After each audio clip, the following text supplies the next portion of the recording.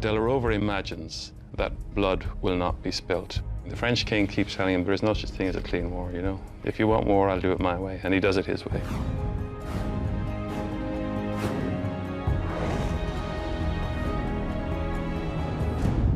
He has married his daughter to Giovanni Sforza. He marries his son Geoffrey to Sancy of Naples. So he thinks he's covered now. But what he can do nothing about is France, of course, and France is the Great Terror. At the time, warfare in Italy was almost like a ceremonious affair. Their battles were hardly real, more battles of display. But France had developed these enormous cannon for which there was no equivalent in Italy. When they engaged in warfare, they meant business, you know? When they said they would take over a town, they just killed everybody in it and knocked the whole place down. I've heard rumors the whole of Florence could be excommunicated if this city is surrendered to French arms.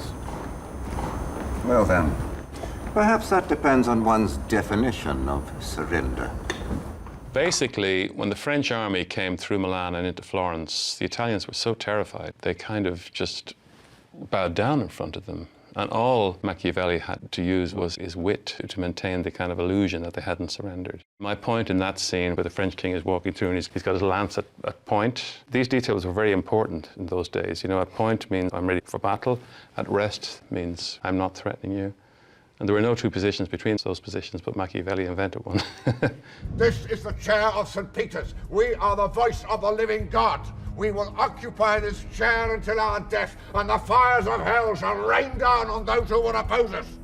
Historically, as this was happening, Alexander refused to leave the Vatican. Everyone else left. He said, no, I will not desert my post. And you kind of admire the guy for that.